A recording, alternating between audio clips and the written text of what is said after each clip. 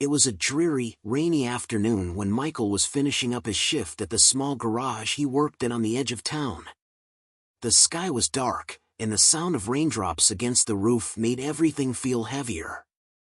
As he wiped his hands on a rag, he glanced outside, almost expecting no one to be out in the downpour.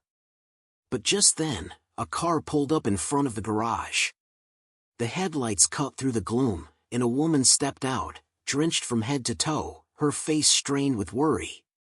She looked like she had been driving for hours, the frustration and desperation clear in her eyes. Without a word, she walked over to the mechanic's entrance, pulling her jacket tighter around her. Michael couldn't help but notice the way her hands trembled as she clutched her purse. "My car just died on me," she said, her voice barely audible over the sound of the rain. "I don't know what happened. I've tried everything." Michael took a deep breath, his mind already racing with potential issues that could have caused the breakdown. He had seen it all: engines overheating, batteries dying, and belts snapping, but this seemed different. There was something in the way she spoke, something that told him this wasn't just a typical breakdown. Still, it wasn't the first time he'd been asked to help someone in a jam, so he nodded and motioned for her to follow him. Together, they huddled underneath the shelter of the garage's awning, and Michael popped the hood of her car. Rainwater splattered around them, but neither of them seemed to mind. He could see the panic on her face, though, and he knew that this wasn't just a matter of fixing a car. It was a moment where something more was at play. He could feel the weight of her worry pressing against him as he checked the engine. "It's not the battery," he said after a few moments, squinting through the rain. "Looks like the alternator shot." The woman looked relieved at the diagnosis, but then her face fell. "I don't know if I can afford a repair like this," she murmured, her voice shaky. "I'm supposed to be in a meeting in 2 hours. If I'm not there, I'll lose everything." Michael had seen the desperation in people's faces before, but something about this woman's situation tugged at his heart. It was more than just the stress of a breakdown, it was the fear of losing everything she had worked so hard for. He couldn't just send her back into the storm with no solution. "Don't worry," Michael said, his voice calm, trying to reassure her. "We'll figure it out." He quickly got to work on the car, pulling out the broken alternator and searching his small shop for a replacement. As he worked, the rain grew heavier, soaking them both through. Yet, he didn't mind. There was something about helping this woman, something about seeing the relief on her face as he got the car back up and running, that made the hard work feel worth it. He finished just as the rain started to ease up, the sound of the drops growing softer. The woman looked at him, her eyes filled with gratitude. "Thank you," she said quietly, almost in disbelief. "I don't know what I would have done without you." Michael smiled, wiping his hands on a towel. "No problem. Glad I could help." But just as she was about to get into her car and drive off, she paused. There was something different about her now, something that had shifted in the moment they shared. She hesitated for a moment, as if she were about to say something important. Before she could speak, her phone rang. She answered quickly, listening intently, her expression changing as she spoke. "Yes, I'll be there. I'll leave now." She looked at Michael again, a soft smile playing on her lips. "You're a lifesaver," she said. Then, without another word, she got into her car and drove away, disappearing into the rain. But that wasn't the end of the story. It was only the beginning. 2 days later, as Michael was sitting on his porch enjoying a quiet evening, a strange sound broke through the peaceful air, the unmistakable whir of helicopter blades. Confused, he stood up and looked toward the sky, squinting to make sense of the noise. It grew louder, closer, and before he could even process what was happening, a helicopter appeared, its massive rotor blades cutting through the evening air. It was headed straight for his house. Michael's heart raced, his mind spinning with questions. What was going on? Why was a helicopter landing in front of his house? He had no idea what he had just gotten himself into, but something inside told him that this was no coincidence. He watched, wide-eyed, as the helicopter slowly descended, its shadow growing larger on the ground. As the helicopter touched down, the door opened, and out stepped someone he never expected to see again, the woman from 2 days ago. But now, she was dressed in a sharp suit, her expression serious, her confidence radiating in a way that was completely different from when he first met her. She approached him slowly, as though she was stepping into a world that was unfamiliar, yet somehow meant for her. Before he could even ask what was happening, she spoke. "You don't realize it yet, but you've just been pulled into something bigger than both of us." And with that, Michael's world shifted completely. Whatever was coming next, it was beyond anything he could have imagined. But how was he connected to all of this? What did she mean by that? Why was a helicopter landing in front of his house? The answers were just beyond his reach. And the truth? It was more complicated and dangerous than he could ever have anticipated. The helicopter's engines hummed for a few more seconds before powering down, and the world around Michael fell into an eerie silence. He stood frozen, still processing the sight before him. The woman who had come to him just days ago, drenched and desperate, was now standing on his front lawn with an air of authority. The transformation was almost unreal. Her appearance was the same dark hair, same sharp features, but there was a noticeable change in her demeanor. She wasn't the fragile, worried woman who had asked for help, she was someone else entirely. "Michael," she said, her voice calm yet commanding, "I need to talk to you. There are things that are going to unfold, and I need you to understand why I'm here." He felt a strange mixture of curiosity and confusion. What could she possibly want with him now? He hadn't done anything extraordinary, hadn't thought anything of it when he fixed her car 2 days ago. She was just another customer who'd caught a bad break. Yet here she was, stepping off a helicopter like she had all the time in the world, and his quiet life was suddenly thrust into chaos. Michael shook his head slightly, trying to clear the fog of confusion that had settled in. "What is going on? Who are you? And why are you here?" Her gaze softened, but her posture remained firm. "I know this is all a lot to take in, but everything you did for me wasn't by accident. There's more to this than you realize. You've been part of something much bigger than you think, something that has been set in motion for a long time." Michael could feel his heart start to race. He couldn't grasp what she was saying, but the weight of her words was undeniable. He was a mechanic, just a regular guy who worked with his hands, who lived in a small town. This wasn't the kind of life that led to helicopters landing in your front yard. But the way she spoke, the calm certainty in her voice, made him wonder if he had somehow stumbled into something he wasn't supposed to understand. The woman took a step closer, her eyes locking with his. "You've been unknowingly tied to something that has the power to change everything," she continued, her voice lowering. "What you did for me 2 days ago, it wasn't just an act of kindness. It was the beginning of something much larger. I need you to come with me.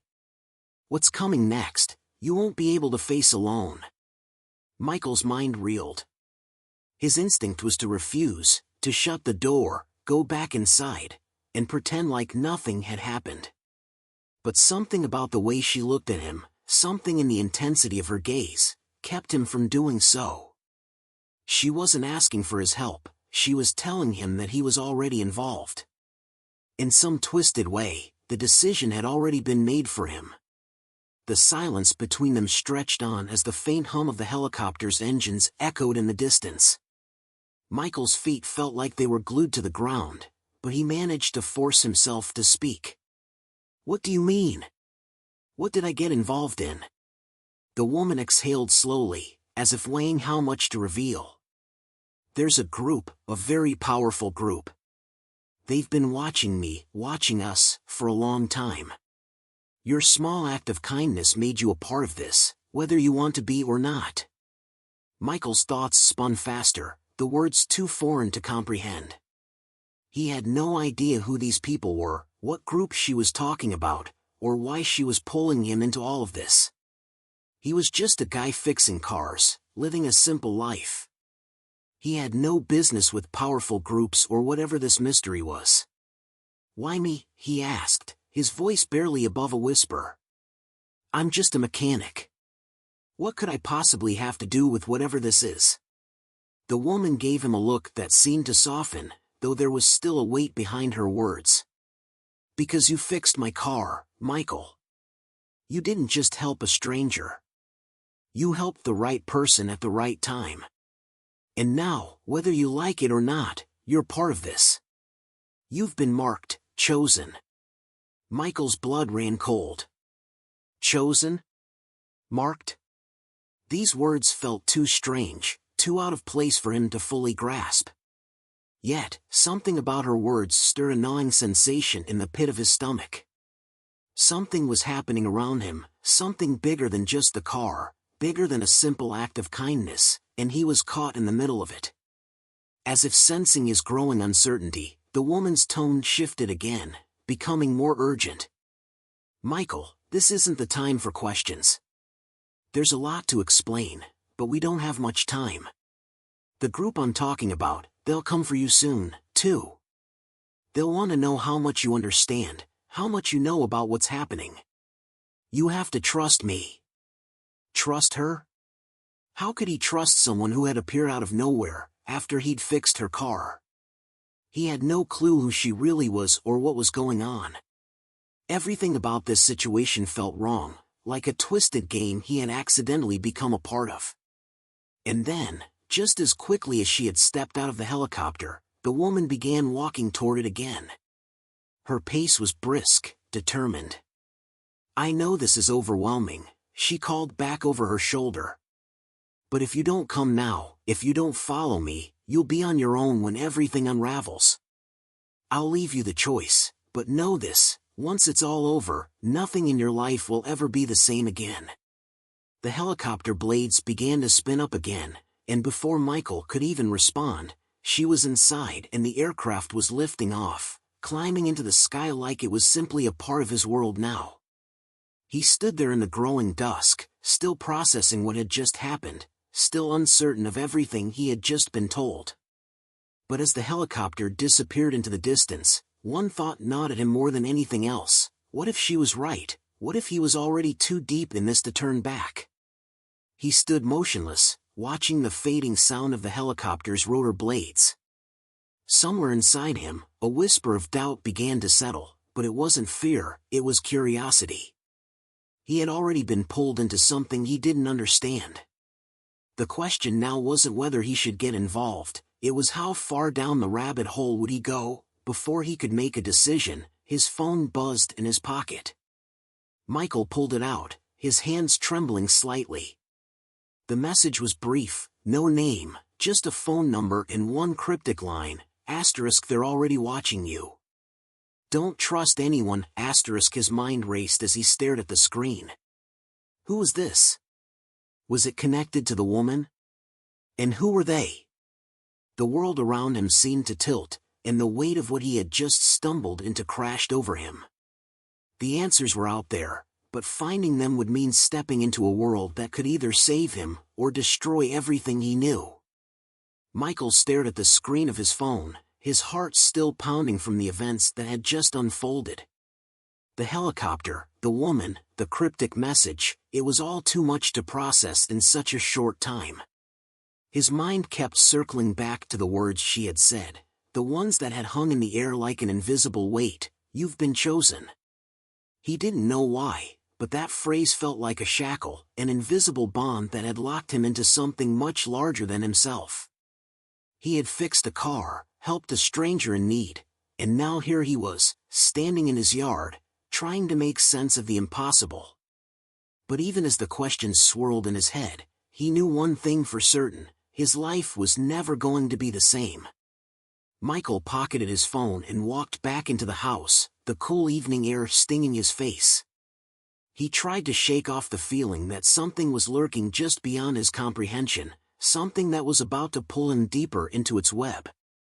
He had always thought of himself as a simple man, someone who fixed cars, lived in his quiet little town, kept to himself. But now he was tangled in something that felt like it was straight out of a thriller, and he had no idea how to escape. He poured himself a drink, his hands still shaking. He didn't even really drink much, but tonight felt like the kind of night that demanded it. As he sat down in his old armchair, he replayed everything that had happened over the last few days. It all started so innocently. The woman, who he still didn't know the name of, had come to him in distress. She was just another customer, another breakdown that needed fixing. She had seemed so vulnerable, so desperate. But now, in retrospect, Michael realized there had been something different about her from the beginning. She wasn't just any person. There was a coldness to her, something that didn't match the warmth of her initial gratitude. But why was she looking for him? Why did fixing her car make him a part of whatever this larger thing was? He hadn't done anything special, he'd just been in the right place at the right time. So why did she keep saying he was chosen? Michael tried to ignore the growing sense of paranoia creeping up his spine. He tried to focus on the things he could control, the things that made sense to him. He picked up his tools, instinctively checking to make sure his garage was in order. He needed something familiar, something that felt normal. But it was no use. Every tool he touched seemed foreign, as if they no longer belonged to the life he had known. The calm, quiet existence he had built for himself was slipping through his fingers, and the harder he grasped, the more it seemed to disappear. The thought that kept echoing in his mind was the message from his phone, *, they're already watching you. Don't trust anyone, *, who were they? And why were they watching him? Were they connected to the woman? Was it all connected? As Michael sat in his garage, trying to make sense of it all, his phone buzzed again. This time, he didn't hesitate. He pulled it out quickly, his fingers trembling as he unlocked it. Another message, this one from an unknown number. It read, *, you don't know who you're dealing with. If you want to survive this, you need to stay quiet. They have eyes everywhere, *, his breath caught in his throat. Whoever this was knew exactly what he was going through. It was too specific to be a coincidence. But who were they? Who was watching him, and why? The words felt like a threat, but there was also an undertone of warning, like someone was trying to save him from a danger he didn't even understand yet. The second message was followed by another, just a few moments later. *, the woman you met, she's not who she says she is. Trust no one. I can help, but you have to listen, *. Michael sat back, his mind spinning. Could it be true? The woman, was she lying to him? Was she really who she said she was, or was there more to her story than she had revealed? He thought back to the way she had acted when she first arrived at the garage. Her demeanor had been calm, almost too calm for someone whose car had just broken down in the middle of a storm. But that didn't explain why she had sought him out specifically. Why had she come to him? The phone buzzed again, the message appearing in bold, unmistakable letters, *, they will come for you soon. Don't try to run. They're already on their way, *. Michael's chest tightened, his heartbeat quickening. It was all too much. The idea that he was being watched, that someone, or something, was closing in on him sent a wave of fear crashing through him.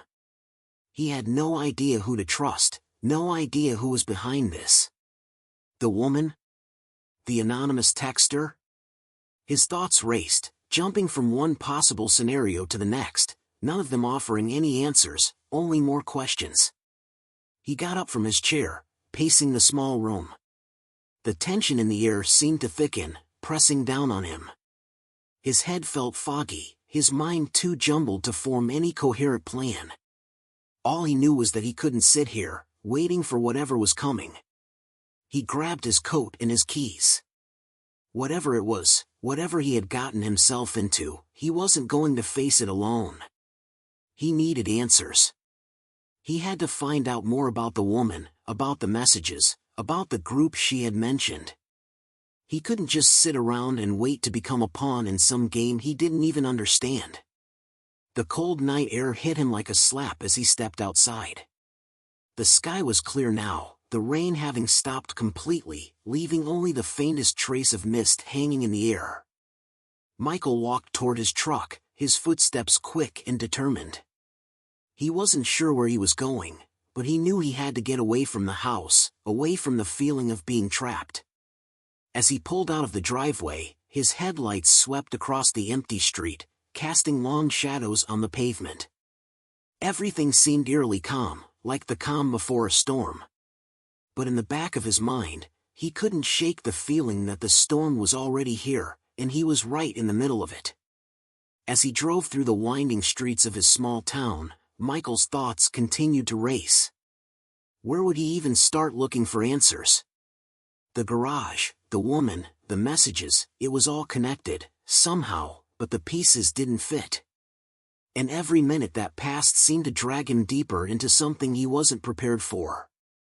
The world outside the truck seemed too still, as if it were holding its breath, waiting for something to happen. Michael's grip tightened on the steering wheel, his eyes scanning every shadow, every street corner. The sense that he was being watched grew stronger with every passing second, but every time he checked his rearview mirror, all he saw was empty road. It didn't make sense. Whoever was behind this, whoever was watching him, had to know that he was trying to figure it out. And if they knew that, what were they going to do next? Michael's hands gripped the steering wheel tighter as he turned onto a side street, the truck's tires crunching on the gravel road. The lights from the small town behind him were beginning to fade, replaced by the dark expanse of the open country road. He felt as though he was driving into the unknown, a place where nothing made sense, and yet, everything about this situation felt somehow inevitable. The silence in the truck was deafening, only the hum of the engine keeping him company. But the growing sense of being watched, being followed, hung in the air like a thick fog. The messages, those cryptic warnings, played over and over in his mind. They will come for you soon, *, don't try to run. They're already on their way, *, he couldn't shake the feeling that whoever was behind this had been tracking him long before the woman had even shown up at his garage. He had no idea what kind of game he was being pulled into, but every instinct in him screamed that he needed to keep moving, keep searching for answers. His eyes flicked to the rearview mirror, scanning the empty stretch of road behind him. The darkness seemed endless, but Michael couldn't shake the nagging feeling that he wasn't alone. He kept glancing back every few seconds, almost expecting to see headlights in the distance. But there was nothing. The road was clear, too clear.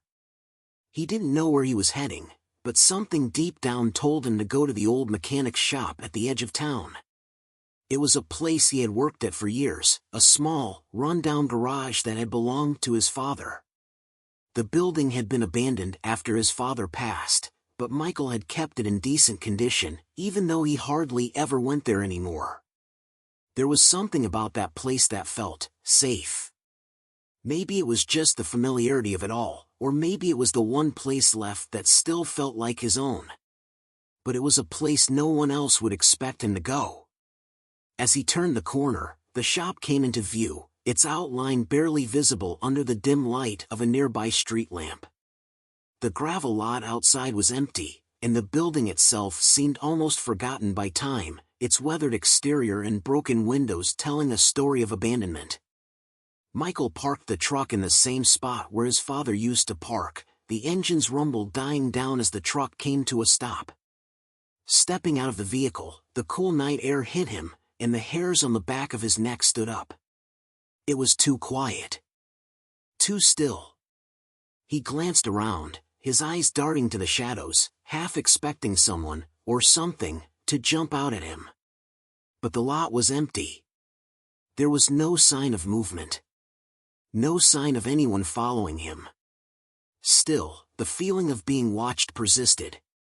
Michael didn't want to linger, so he headed for the door, the old creak of the hinges echoing in the silence as he entered. The familiar smell of oil and rust filled the air, and for a brief moment, he allowed himself to relax. He was back in his element, a place where things made sense, or at least, they had before. He switched on the overhead lights, their buzzing flickering for a moment before illuminating the worn tools and the old workbench his father had used. Michael ran a hand over the surface of the bench, the dust thick on the wood. He had spent countless hours here, helping his father with repairs, learning the trade. But now, standing here alone, it felt different. It felt like a relic from another life, one that was slipping away from him with each passing second. The old clock on the wall ticked steadily, a reminder that time was moving forward, even if Michael wasn't sure what direction he was headed in anymore. He took a deep breath and forced himself to focus. He needed to figure out what was going on, and he needed to do it fast.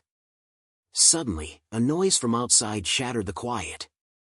A car door slammed in the distance, and the unmistakable sound of footsteps on gravel reached his ears. His heart skipped a beat. Someone was out there. His first instinct was to hide, but there was nowhere to go. The building was too small. The windows, although covered by old tarps, couldn't provide any real cover. Whoever was out there would see him.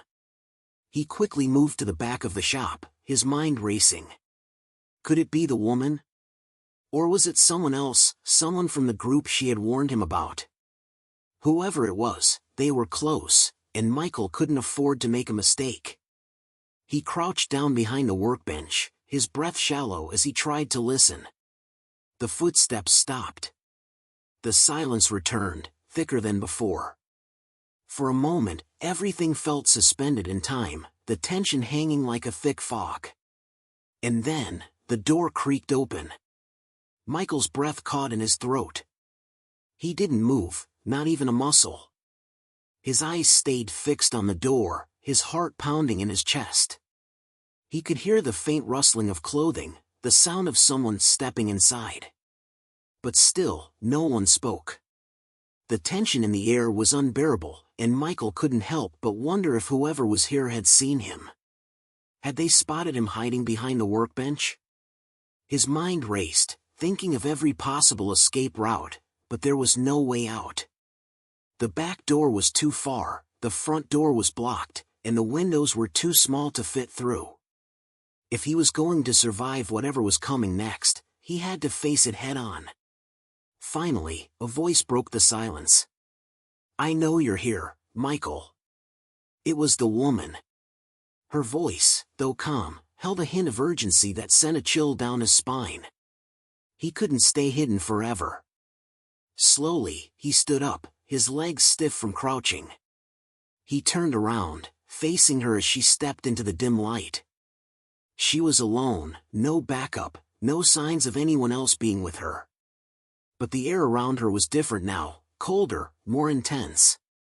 Her eyes, which had once seemed so full of gratitude and vulnerability, were now calculating, sharp, like she was assessing him, weighing him. "I knew you'd come here," she said, her voice steady but with an undertone of something else. "You don't have many options, Michael. You can't run from this, and you can't avoid it anymore. You've already crossed the line." Michael's mouth was dry. "What is this? What do you want from me?" His voice cracked, but he stood his ground. She took a step closer, her eyes never leaving his. "You've been marked. The moment you helped me, everything changed. You don't get to walk away from it, not now, not after everything that's been set in motion." Her voice softened slightly. "But you still have a choice. You can help us, or you can become a target." Michael swallowed hard, the weight of her words settling in. Whatever was happening, it was far bigger than he had ever imagined. He didn't know who to trust, and every step he took seemed to pull him deeper into a web he couldn't escape. He had a decision to make, and no matter what choice he made, it would change everything. Michael stood frozen, his eyes locked onto the woman, his mind racing. Every word she spoke made his heart pound harder. "You've been marked," he couldn't wrap his head around it. How could something as simple as helping her fix her car have led him to this moment? To being dragged into something that felt like it had a life of its own, something he had no control over. I don't understand. What do you mean, marked? Who are you?" Michael's voice was shaky, a mixture of fear and confusion. He needed answers, needed to understand what was happening, but every second that passed, the mystery only deepened. She studied him for a moment, her gaze unreadable, before sighing softly. "I knew you wouldn't understand. No one ever does at first." She walked over to a dusty shelf, her hand brushing against the tools as she spoke. "But you've already become a part of something much bigger than you realize. The moment you helped me, you became involved in a situation that's been unfolding for years." She paused, her back still turned to him. "There are groups, organizations, factions. People in power who operate in the shadows. And they're watching you now." Michael's mind reeled. Groups? Power? Shadows? This felt like something out of a conspiracy theory, something that only existed in movies. But the fear in her voice, the seriousness, made him wonder if there was some truth to it after all. "Why me?" he asked, his throat tight. "Why did you come to me? I'm just a mechanic. A guy who fixes cars." She turned to face him then, her expression softening, but only slightly. "It's not just your skill that drew me to you, Michael. It's your life, your quiet existence. You're a blank slate. You haven't been involved in the kind of world I'm trying to escape. That makes you valuable." Her eyes hardened, a shadow crossing her face. "The people I'm running from, they don't care about you. Not yet. But they will. If you stay involved in this, you'll have no choice but to fight or run." Michael took a step back, his thoughts still swirling. "Fight or run?" He repeated the words, his voice barely above a whisper. What was she talking about? What kind of fight was he being pulled into? And what would running even look like now? She took a deep breath, as if weighing whether to reveal more. "The people I'm talking about, they control everything. Businesses, governments, technology, even media. They've got their hands in everything. And they don't like people like me, people who want to disrupt the status quo. They'll stop at nothing to erase us. Erase people like you too if they have to." The way she said it sent a chill through Michael's body. He had always thought of the world as predictable, a place where hard work and a little bit of luck were enough to get by. But now, everything he thought he knew about the world was crumbling away, replaced by this nightmare that he had no control over. "Why did they pick me?" he asked, the question more for himself than her. He couldn't shake the feeling that he had been marked for something far darker than anything he could imagine. She stepped closer now, her voice low but urgent. "Because you helped me. That's all it took. One small decision, one act of kindness, and you've become part of something far bigger than you could ever have anticipated." She shook her head, the frustration clear on her face. "They'll come for you soon. I don't know how or when, but they will. And when they do, you'll need to be ready." Michael's heart raced as her words sank in. He couldn't escape this, couldn't turn back. The world he had known was gone, replaced by a dangerous game he didn't understand. And the more he tried to make sense of it, the more it seemed to slip through his fingers. His mind kept going back to the first day she had shown up at his garage. The way she had appeared so helpless, so desperate, her car broken down in the rain. But now, with everything he knew, or thought he knew, he began to question everything. Had it all been a setup? Had she been watching him from the start, waiting for the right moment to make her move? The woman was silent for a moment, her eyes narrowing as if reading his thoughts. "You're thinking about the way I came to you. It wasn't an accident, Michael. But it wasn't entirely a plan either. I didn't want you involved, not like this. But you couldn't have known. I had no choice but to reach out to you." "Reach out?" Michael repeated. "I'm not sure I understand. What are you asking me to do?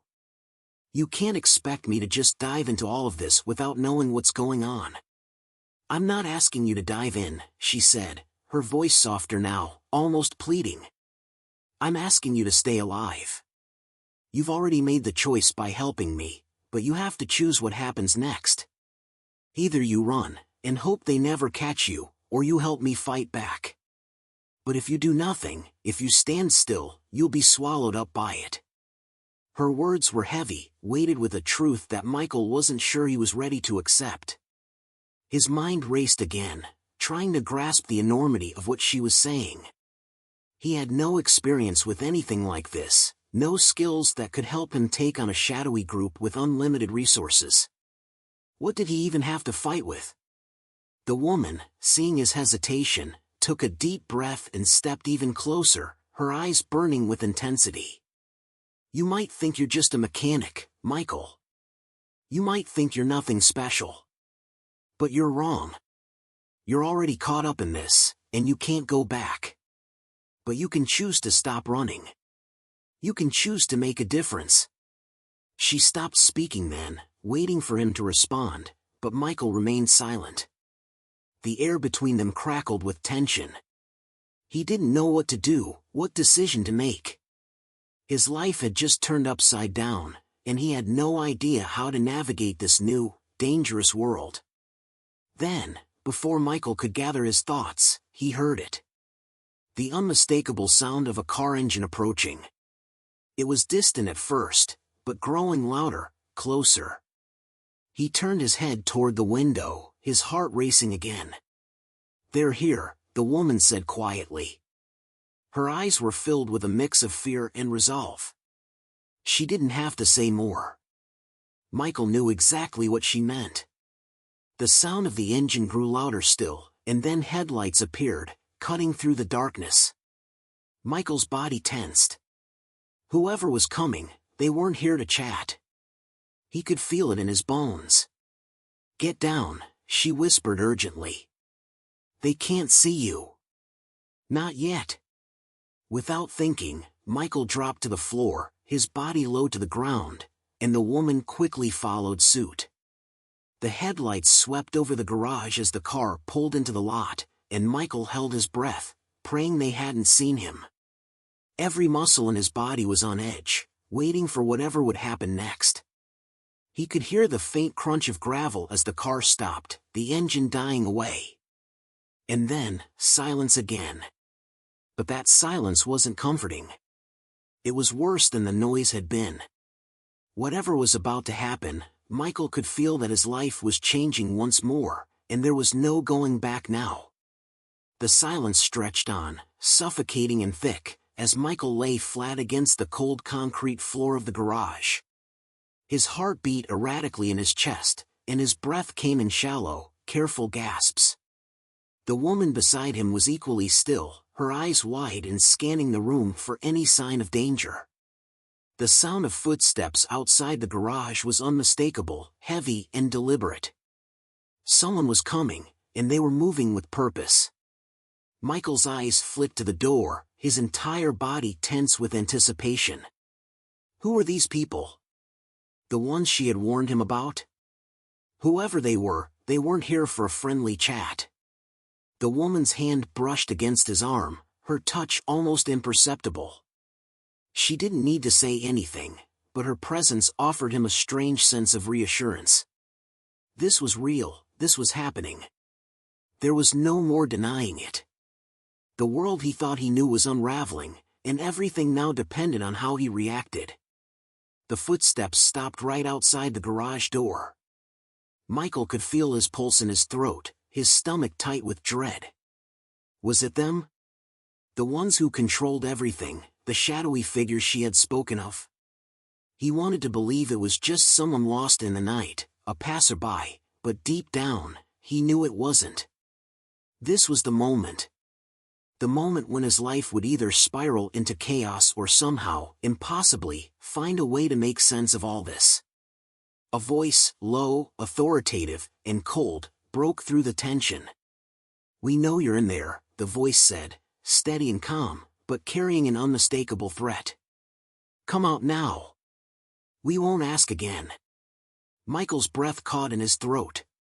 The voice wasn't shouting, but there was an edge to it, a quiet certainty that left no room for doubt. They had been tracking him. They knew exactly where he was, and they weren't afraid to act. The woman next to him didn't flinch, but her eyes met his, dark with concern. Her lips barely moved as she whispered, "Stay down. Don't move unless I tell you." The door groaned under the pressure of a heavy hand pushing against it. The light outside shifted, casting eerie shadows through the cracks. Michael's body stiffened, and his mind raced. Who were these people? What did they want with him? And why did she seem so calm, so prepared? The woman's voice cut through his racing thoughts. "They won't kill you. Not yet. But if you don't listen to me, if you don't follow my lead, they'll make you wish you were dead." Michael nodded, barely able to process her words, the weight of the situation pressing down on him like a suffocating blanket.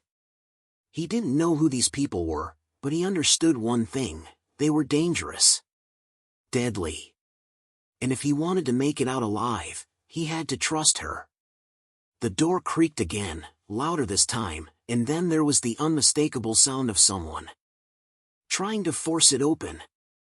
Michael could hear the subtle click of a mechanism, the unmistakable sound of someone trying to break through. He could feel the weight of it, the desperation on the other side. The woman shifted, her movements fluid and calculated, as if she had done this 100 times before. "Get ready," she whispered, her voice barely audible. Michael's heart raced even faster. What was she about to do? What did she mean by "get ready"? And then, as the door finally gave way, slamming open with a suddenness that rattled Michael to his core, the first of the figures stepped into the garage. He was tall, broad-shouldered, and dressed in dark tactical gear, his face obscured by a black mask. The dim light flickered, casting strange shadows across his features, but the aura of control that surrounded him was unmistakable. Behind him, 2 more figures stepped into view, their movements synchronized and precise. They were armed. No doubt about that. Their weapons glinted under the faint light. Michael's breath caught in his throat as they slowly scanned the room. His body tensed, every muscle screaming at him to act, but the woman held him down with a firm grip on his arm. "Stay still," she whispered again, her voice sharp now. "Let them think we're alone." For what felt like an eternity, the figures stood there, studying the room, their eyes sweeping across the cluttered space. Michael could hear their muffled voices as they spoke in hushed tones, too far away for him to understand. Every second felt like it was dragging on longer than it should. Would they find them? Would they catch them right here, right now?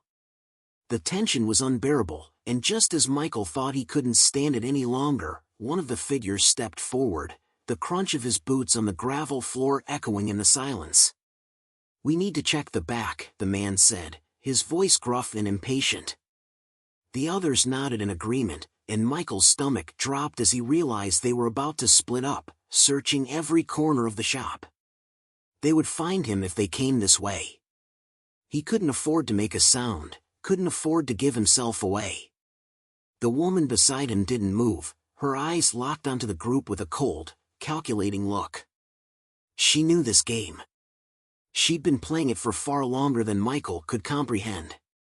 The man in front of them turned, taking a step toward the far corner of the room. Michael held his breath, praying they wouldn't hear his pounding heart, praying they wouldn't see the subtle movements of the woman beside him. One of the figures walked past, just inches away from where Michael lay, and for a moment, everything seemed to freeze.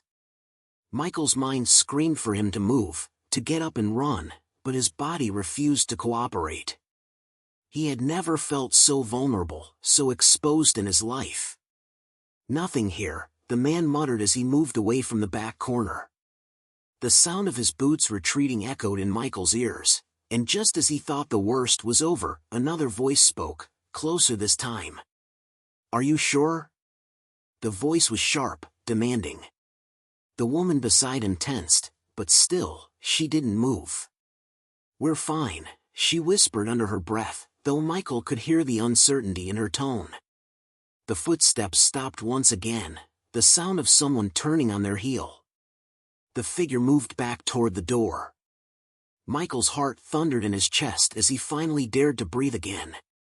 "Let's move out," the voice ordered, and one by one, the figures began to file out of the garage, retreating into the night. Michael held his breath, waiting for the sound of the engine to start, waiting for the all-too-familiar crunch of tires against gravel. But the world remained still, silent as they retreated. When the sounds of their departure finally faded into the distance, the woman exhaled, her breath shaky. "We're not safe yet," she whispered, pulling Michael up from the floor with surprising strength. "We need to leave. Now." Michael couldn't argue. He didn't know where they would go or what would happen next, but one thing was certain, the game was far from over. The tension still hung in the air like a storm waiting to break, and Michael knew that whatever he chose, there was no going back now. The garage door creaked shut behind them as Michael and the woman darted out into the cold night air. His body was on high alert, every nerve screaming for him to run, to get as far away from the garage as possible. But the woman's grip on his arm was firm, guiding him with purpose. She had a plan, or at least, that's what he hoped. "You need to stay quiet," she whispered sharply, her eyes darting around the empty street. "We're not out of the woods yet. They'll be back. They'll always come back." Michael nodded, his throat tight. The words she spoke weighed on him, sinking deeper into his bones with each passing second. It wasn't just about staying hidden anymore, it was about surviving. He had stepped into a world he didn't understand, and now it felt like there was no way out. The sound of the car engines faded into the distance, but Michael couldn't shake the feeling that they were being watched. His senses were heightened, every little rustle or shift in the shadows making his heart race. He was used to working with his hands, fixing cars and engines, not hiding from mysterious forces that seemed to have control over everything. They walked in silence, moving swiftly down the empty street, the city's lights flickering faintly in the distance. The woman didn't look at him, her focus unwavering as she led him down narrow alleys and through darkened corners. Every step they took seemed to echo in the quiet night, amplifying the fear that clawed at his chest. Finally, after what felt like an eternity, she stopped in front of a small, nondescript building. Michael had no idea where they were, or what kind of place it was. The door was unmarked, just a simple metal door with a rusted handle. She turned to him, her face shadowed but determined. "This is it," she said, her voice barely more than a whisper. "We need to go inside. It's the only place they won't think to look." Michael hesitated. Everything in him screamed that it wasn't safe, that he should keep running, but something about the way she spoke, the urgency in her voice, made him follow her. Without a word, he nodded, and she pushed open the door, revealing a narrow staircase leading down into the darkness. The smell of damp concrete and stale air hit him as soon as they stepped inside. The stairs creaked under their weight, the silence around them deafening. He couldn't help but feel like they were walking deeper into something they might never escape. As they descended, the woman's grip tightened on his arm, and she glanced over her shoulder, her eyes scanning the dark corners of the stairwell. "They won't stop looking for you, Michael. Not until they've found out everything they need to know."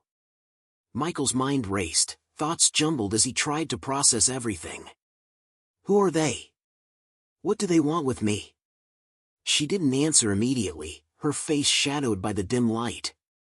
When she finally spoke, her voice was low, like she was afraid of being overheard. "They're powerful people. People who think they can control everything, the media, the government, the money, the power. They know everything. And they've been watching me for years." She paused at the bottom of the stairs, her hand resting on the door at the end of the hall. "You've been marked, Michael.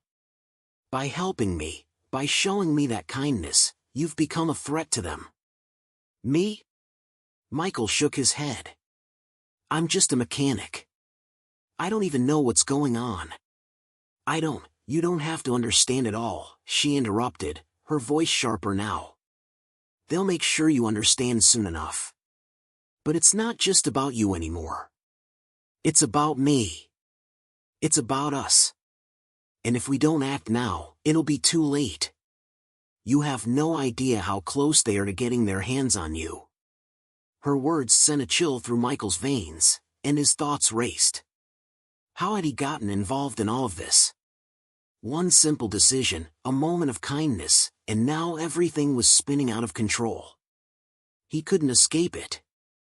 The past 2 days felt like a blur, a series of events that had pushed him deeper into a world of danger and deception. The woman turned the door handle slowly, peering inside before stepping into the room. Michael followed closely, his eyes adjusting to the dim light inside. The room was small, filled with old furniture, dusty boxes, and equipment that looked out of place, like it was from another time altogether. But there was something about it that made him feel uneasy. This wasn't just some hideout. It was a place that had been used for something far more serious. The woman motioned for him to sit. "We don't have much time. They'll be looking for us by now." Michael sat on a chair, still trying to piece everything together. His mind was reeling, but the weight of the situation was beginning to hit him all at once. He had helped a stranger, and now his life was at risk. He was caught in something far bigger than he could have ever imagined. Suddenly, the woman's phone vibrated on the table, breaking the tension in the room. She snatched it up quickly, her eyes scanning the screen. Her face darkened, and Michael's stomach twisted as he watched her reaction. "They know where we are," she muttered, her voice tight with urgency. "We have minutes. Maybe less." Michael's pulse quickened. "What do we do? How do we get out of here?" The woman didn't answer right away. Instead, she stood, walking over to a corner of the room where a large metal box sat. She pulled out a set of maps, laying them out on the table in front of him. "We have a few options. But we need to move now. The moment we step outside, they'll be on us. We have to be smarter than they are." Michael's mind raced as he studied the maps, but his eyes kept flicking to the window, to the dark street outside. He could feel it, the unease building in the pit of his stomach. Something was wrong. The weight of what was happening pressed down on him, and he couldn't shake the feeling that they were walking into a trap. Suddenly, the sound of footsteps outside the door sent a surge of panic through him. His heart pounded as he stood, the room spinning for a moment as his mind struggled to catch up with the urgency of the situation. They were too close now. The woman's eyes flicked to the door, then back to him. Her face was set with determination, but Michael could see the fear in her eyes. "You need to go. Now." Michael didn't question her. He knew this was it. The moment where everything came to a head. He wasn't just running anymore, he was fighting for survival. But even as he moved to the door, his mind screamed one question, was it too late to escape? The door creaked as it opened, and everything inside Michael's chest went cold. The moment of truth had come. Michael's hand trembled as he gripped the door handle, his mind racing. The footsteps outside were getting closer, louder. The woman was already at his side, her hand on his arm, urging him forward with an intensity that made his heart race even faster. "We have to move now," she whispered urgently, her voice trembling with the weight of the moment. Michael barely had time to process the urgency before he was pushed through the door and into the darkened hallway. The air was thick with the smell of mildew and stale air, but his senses were focused entirely on the danger closing in. The hallway felt endless, stretching far beyond what he could see in the dim light. They ran in silence, each step feeling like it echoed through the building, louder than it should have been. The woman's grip on him tightened, her eyes darting nervously between the narrow hallway and the stairwell leading further down. Michael's chest tightened with every breath. It was all happening so fast. He couldn't keep up with the whirlwind of chaos around him, but he had no choice but to follow. The sound of more footsteps, heavier now, deliberate, rang through the hallway, making Michael freeze in his tracks. His mind screamed at him to move, but his feet wouldn't cooperate. He wanted to run, to get out, but there was nowhere to hide. He glanced at the woman. Her face was set in a hard line, but there was an undeniable flicker of fear in her eyes. She wasn't immune to this, not even close. "This way," she hissed, pulling him toward an old door at the end of the hall. Michael didn't hesitate this time, following her without a word, though his thoughts were a blur of confusion.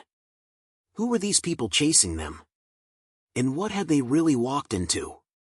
The door creaked open, and they slipped inside a small, dark room that smelled faintly of oil and rust. Michael's heart pounded as he tried to adjust to the pitch-black darkness.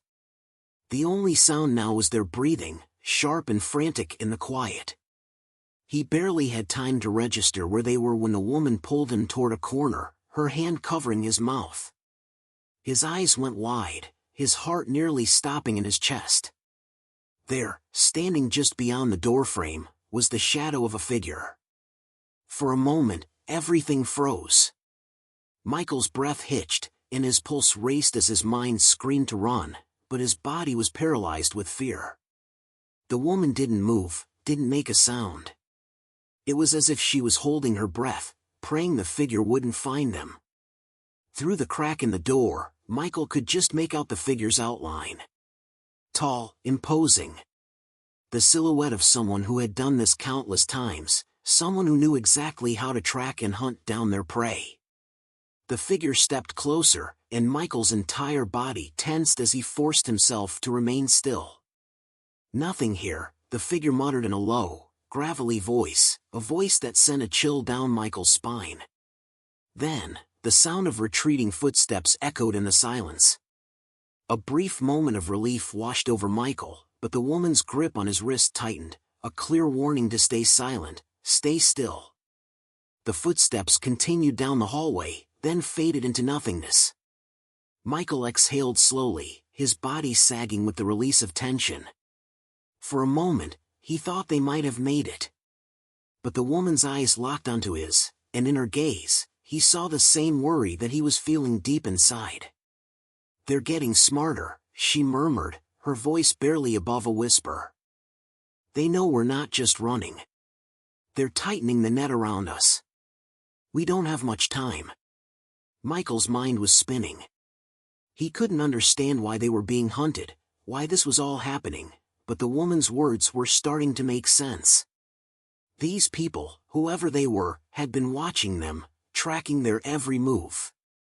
And it was only a matter of time before they closed in for the kill. "We have to move again," she said, her voice filled with urgency. "Stay close, and don't make a sound. This is our only chance." Michael didn't argue.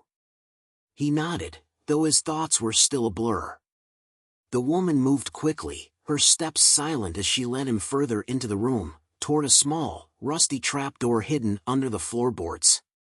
Michael's eyes went wide with confusion, but she didn't stop. She pulled it open with ease, revealing a dark tunnel below. "Down there," she instructed firmly, her voice taking on a tone of finality. "We'll go through the tunnels. They won't be able to track us if we stay underground." Michael swallowed hard, the weight of the moment crashing down on him. He wanted to argue, wanted to question everything, but there was no time. The woman had been right so far, and he had no other choice but to trust her. Now, she urged, pulling him down after her. They dropped into the tunnel, the cold, damp air wrapping around them as they descended into the darkness. The world above them felt miles away, and for a fleeting moment, Michael thought they might escape, might actually make it out of this nightmare. But as they moved deeper into the tunnel, the sounds of pursuit began to grow louder again. It wasn't just the footsteps this time, it was the unmistakable hum of a helicopter. Michael's heart sank as the sound of the rotor blades grew closer. He glanced at the woman, his eyes wide with panic. "They're already here," he whispered. "How are they so fast?" The woman's face hardened, her eyes glinting with a mix of fear and defiance. "They have eyes everywhere. Satellites. Drones. It's how they track people like us." Michael's stomach churned. How had he become part of this?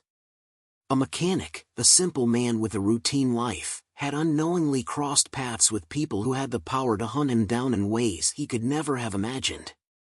"We need to keep moving," the woman said, pulling him along the dark, narrow tunnel.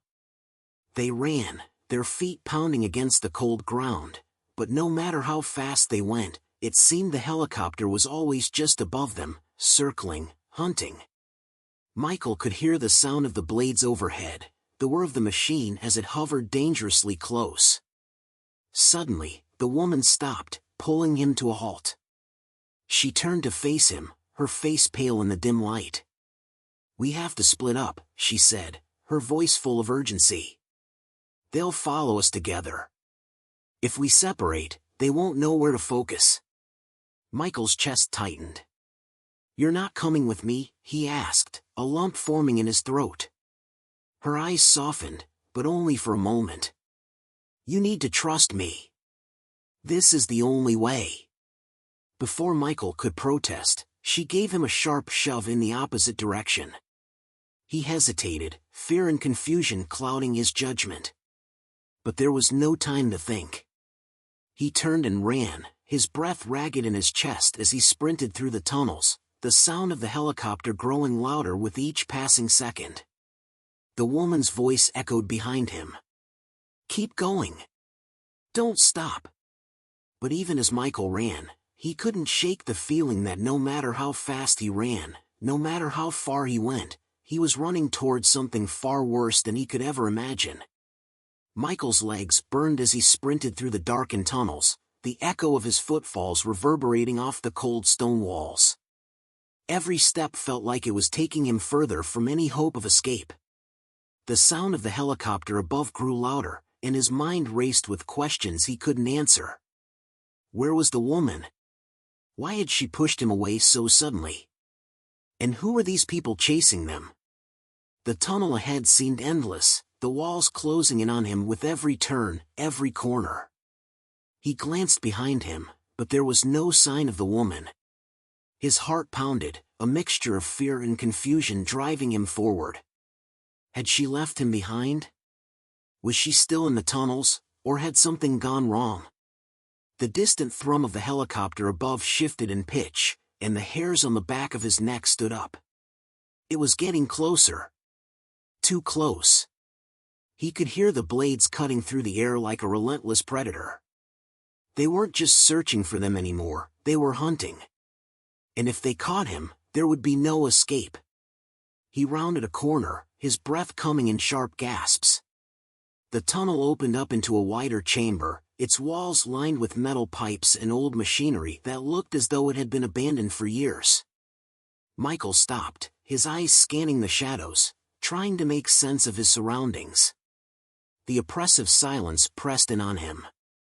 This place felt wrong, as though it wasn't just a hiding spot, but part of something much larger, something far more dangerous. Suddenly, a flicker of movement caught his eye. He froze, heart hammering in his chest. In the corner of the chamber stood a figure, barely visible in the dim light. Michael's instincts told him to run, but something held him in place. He took a cautious step forward, his eyes never leaving the shadowy figure. As he approached, the figure slowly turned. Michael's breath caught in his throat. It was the woman. She was standing there, but she didn't look like the same person he'd met 2 days ago. Her face was pale, her eyes wide with fear, but there was something else, something different about her. Something strange. "Michael," she whispered, her voice tight with panic. "You shouldn't have come back." Her words hit him like a cold wave, and every instinct in him screamed that something was wrong. He took another step toward her, his chest tight with concern. "What are you talking about?" I thought you left me. I didn't know what to do." The woman shook her head slowly, her expression unreadable. "I had to, Michael. I had no choice. You don't understand what's happening. You never will." The confusion in Michael's mind deepened, the pieces of the puzzle slipping further out of reach. "What's happening? What's going on? Why is this happening to us?" Her eyes darted nervously over his shoulder. Michael turned instinctively, but saw nothing. The hairs on the back of his neck stood up again, the uneasy feeling creeping back into his chest. The woman grabbed his arm, pulling him closer. "We don't have much time," she said urgently. "You have to listen to me, Michael. I'm not who you think I am. And neither are they." The words hit him like a punch. "What do you mean? Who are you? What's going on here?" Before she could answer, the ground beneath them shook, a low rumbling that seemed to reverberate through the walls. Michael stumbled, gripping the woman's arm to steady himself. The sound of the helicopter above grew louder, and in the distance, a bright light pierced the darkness. The tunnel was bathed in an eerie glow, and the unmistakable sound of voices filtered through the walls. "They're here," she said, her voice sharp with panic. "We don't have much time. You need to get out of here, now." The confusion was suffocating, and Michael didn't know whether to trust her or run in the other direction. "What do you mean? What's happening?" But before she could answer, a loud bang echoed through the tunnel. The light outside grew brighter, and suddenly, there was no time to think. The woman pulled him toward a narrow passageway in the wall. "Go," she commanded. "You have to leave. Now." Without another word, Michael followed her through the passage, his heart pounding in his chest. The light from the helicopter overhead was growing closer, and with every step, he felt like he was being driven further into a corner. The woman was ahead of him, moving quickly, but he couldn't shake the feeling that she wasn't guiding him to safety. His breath came in shallow gasps as they raced down the narrow passage, but just as he reached the end, the ground trembled again, and the walls seemed to shift.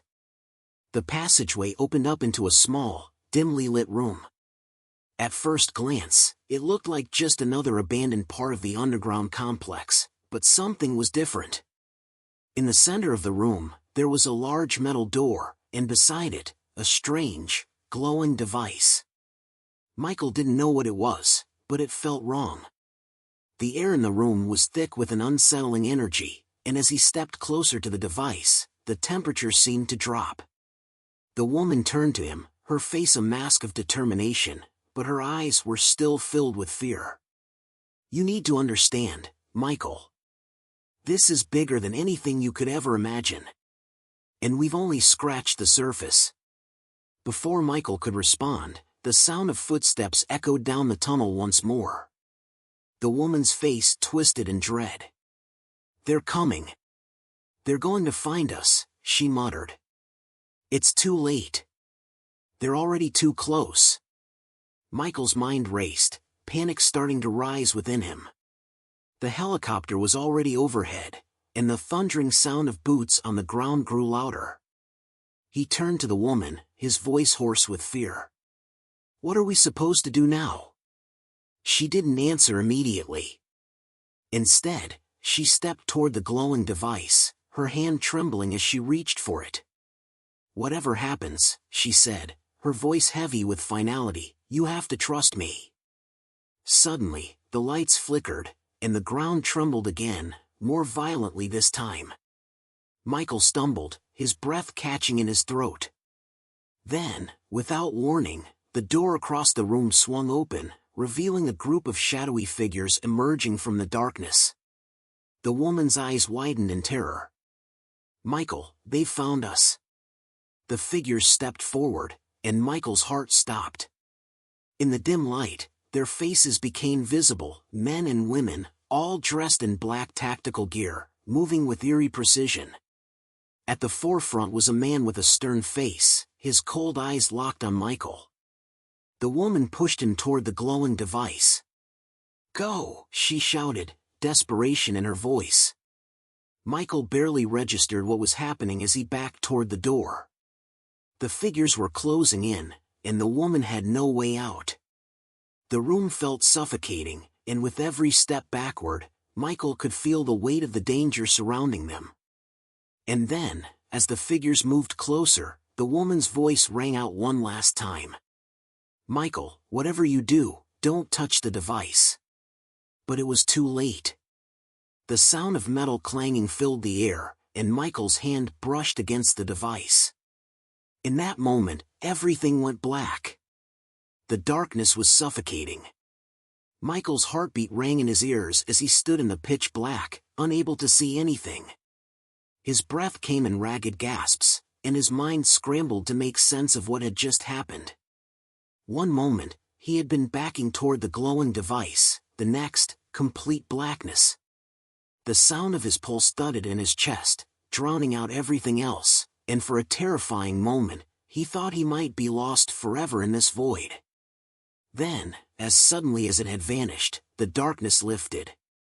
Michael blinked against the harsh light that flooded the room. His eyes watered, adjusting to the brilliance. As his vision cleared, he saw that he was no longer standing in the room with the strange device.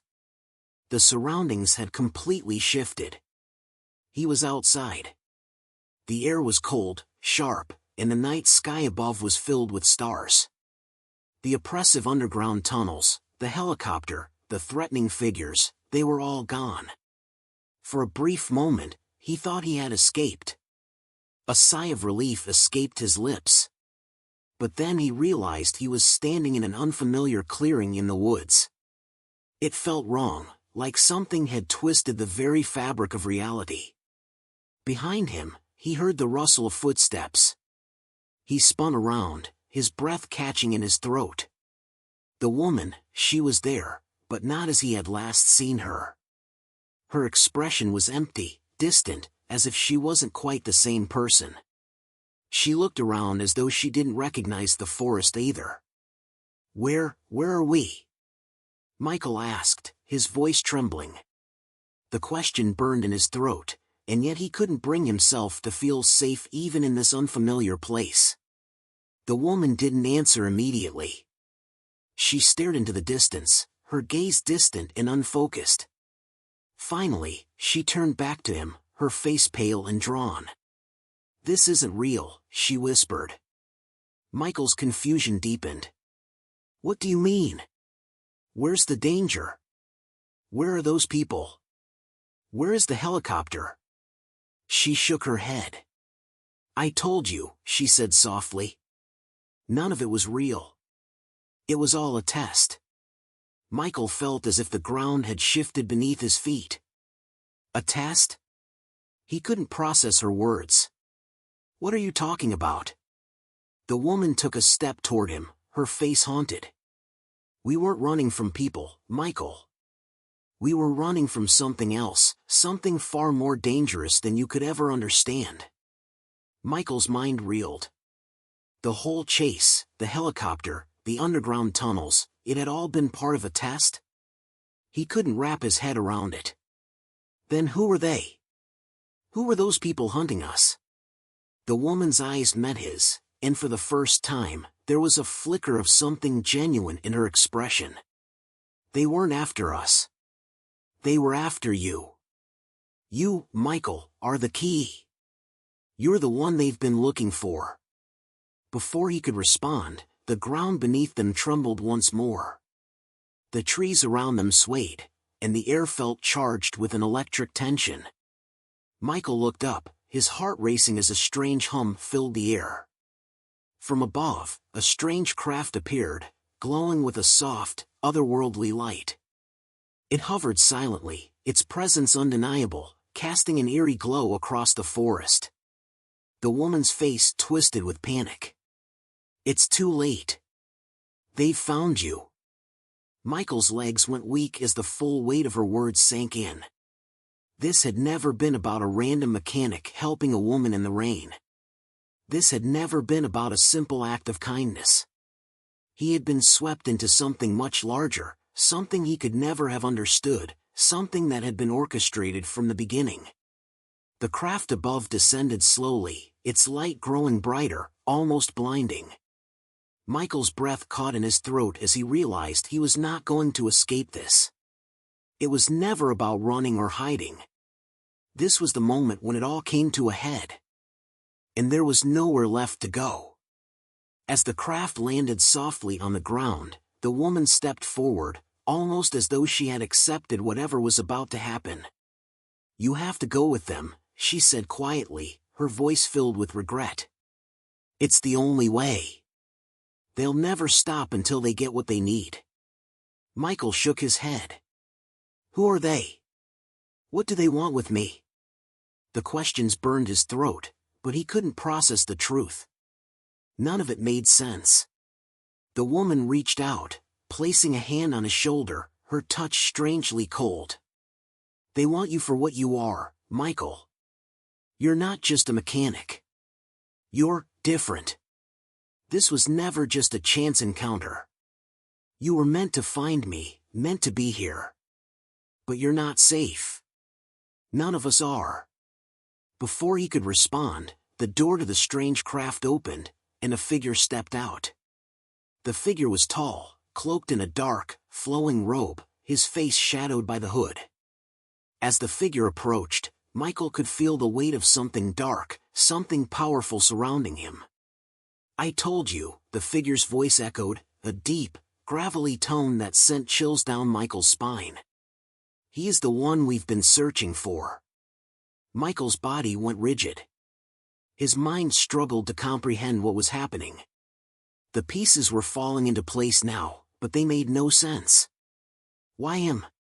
Why had this strange journey begun with nothing more than a mechanic helping a woman stranded in the rain? He had been chosen, swept into something that seemed beyond human understanding. And now, standing before this figure, Michael understood. He wasn't just a victim in a game. He was the prize. The woman looked up at the figure, her eyes filled with something akin to fear. "He doesn't understand, yet," she said softly, as if to herself. "But he will." The figure gave a small nod, his hands raised as if signaling the beginning of something. The air around them pulsed with an energy that Michael could feel deep in his bones, a force unlike anything he had ever known. Suddenly, Michael's body lurched forward, as if pulled by an invisible force. He staggered toward the craft, his mind screaming to run, to break free, but his body wouldn't obey. The woman stepped back, her face filled with sorrow. "You have to trust us, Michael," she said, her voice barely a whisper. "This is the only way." With every step he took toward the craft, the confusion and fear rose.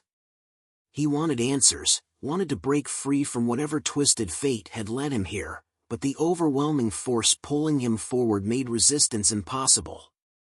And then, just before he reached the craft's threshold, everything stopped. The air around him stilled, and the figure in the cloak froze. Michael's breath caught as he saw it, his reflection in the dark glass of the craft. But it wasn't his face staring back at him. It was someone else entirely. His heart dropped as realization hit him like a freight train. The woman hadn't been the only one lying. It wasn't just a test.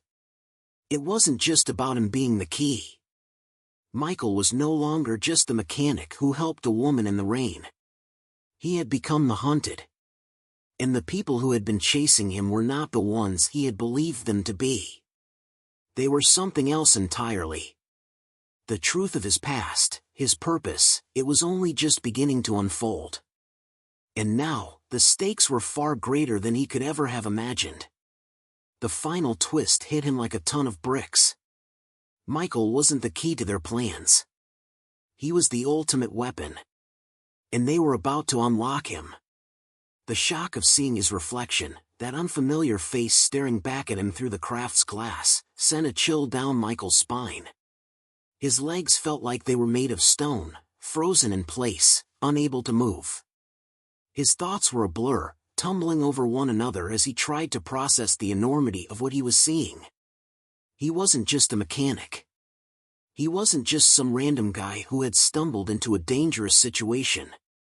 No, this went deeper, much deeper.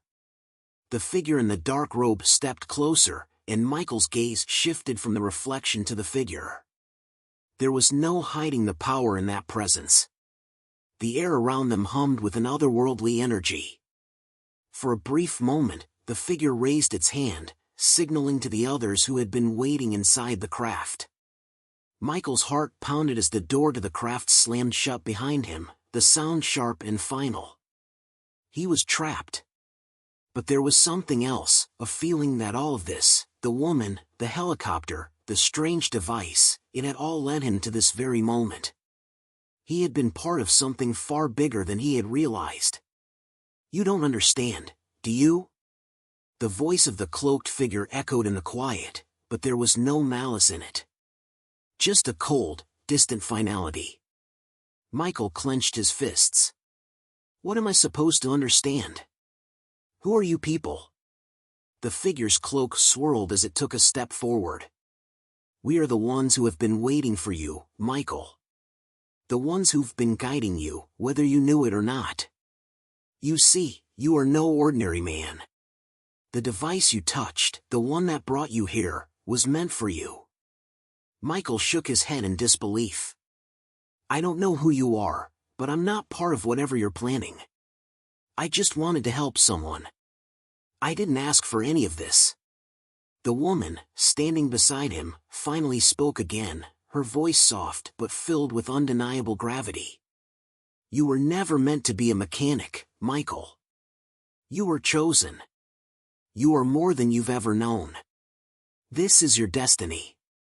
The words hit him like a punch. Destiny. Chosen. None of this made sense. The ordinary world he had known, the one where he fixed cars and worked long hours in a quiet shop, had crumbled. It had vanished the moment he'd helped a stranger in the rain. And now, standing in the middle of this bizarre, eerie craft, he realized he had been playing a role in something much larger, something beyond his comprehension. Before he could respond, the cloaked figure raised its hand again, a strange device now materializing in its palm. The device was a glowing orb, pulsating with an energy so powerful that it seemed to radiate through the walls of the craft. Michael instinctively stepped back, fear creeping into his veins. "Michael," the figure said, its voice resonating with an unsettling calm, "you are the key to activating the nexus. The energy within you has been dormant, waiting for the right moment to be awakened." "The nexus?" Michael muttered, unable to make sense of the words. "What do you mean? What is this about?" The woman, her face a mixture of sorrow and urgency, spoke up. "The nexus is a force, a source of power that has been hidden for centuries. It can change the world. And you, Michael, you have the power to harness it." The words hung in the air, heavy and impossible. Michael's mind raced, trying to piece together a life that had once been so simple. He thought back to that rainy night, when he had simply been trying to do a good deed. He thought about the woman's fear, the way she had looked at him before everything spiraled out of control. "Why me?" he asked, his voice thick with disbelief. "What do you want from me?" The cloaked figure's gaze seemed to pierce through him, its eyes glowing faintly beneath the hood. "We want to use the nexus, Michael. To reshape the world. But only those who are worthy can control it. You were born to lead, to wield this power. Your connection to the nexus is undeniable. Michael shook his head, trying to make sense of it all. I'm just a guy. I don't know anything about power or leadership. I fix cars. That's it. The woman stepped forward, her eyes softening with understanding. That's the way it was meant to be, Michael. You lived the life you needed to lead, to find this path. But now, you must accept your fate. Michael's head spun. He was being told that he was somehow meant for this, meant to be part of a force so powerful it could alter the very fabric of existence. It sounded insane. Yet, deep down, a part of him knew that he couldn't ignore the strange pull, the feeling that he had been part of something much bigger than himself all along. I don't want this, Michael said, his voice growing steadier despite the rising panic inside. I didn't ask for any of it. I just wanted to help. I just wanted to get back to my life. The cloaked figure's expression was unreadable. You don't have a choice, Michael. The Nexus calls to you. It always has. The woman's voice broke through his thoughts again, this time filled with a deep sadness. There's no going back. You can't undo what's already been set in motion. But Michael wasn't ready to accept that. He was a man who had worked for everything he had, who believed that every choice had a consequence. This wasn't his path. Not this. With a sudden burst of determination, Michael stepped back, his chest heaving as he made a decision. I'm not going with you, he said, his voice firm. Whatever you want, whatever you think I am, I'm not your weapon. I'm not your puppet. The cloaked figure looked at him for a long moment, as though weighing his words. The woman, too, was silent, her face a mask of regret. Then, to Michael's surprise, the figure nodded slowly, as if coming to a conclusion. You have more strength than we anticipated, the figure said. You're right. You're not a puppet. And you never will be. Michael blinked, unsure whether he had just been dismissed or if the tides were shifting. But before he could react, the figure took a step back, signaling the others in the craft. The energy in the room seemed to dissipate, the oppressive tension lifting ever so slightly. You may walk away from this, Michael, the figure continued. But know this, you've already set something in motion. The Nexus will not forget you. And one day, you will have to make a choice. With those final words, the door of the craft opened once again, revealing the dark forest beyond. Michael turned to the woman, but she only met his gaze with a mixture of sadness and hope, as though understanding that his choice had already been made. I'm sorry, Michael, she whispered, before stepping back into the shadows. The craft lifted silently into the air, leaving Michael standing in the clearing. He was alone, but there was something different now. The weight of everything he had just learned, everything he had just rejected, pressed heavily on his shoulders. The rain had stopped, and the quiet of the forest surrounded him. The world had shifted, but Michael had made his choice. Whatever came next, he would face it on his own terms. And with that, he turned and walked away, the echoes of his past and future following him into the unknown. The story wasn't over. But for Michael, the journey was only just beginning.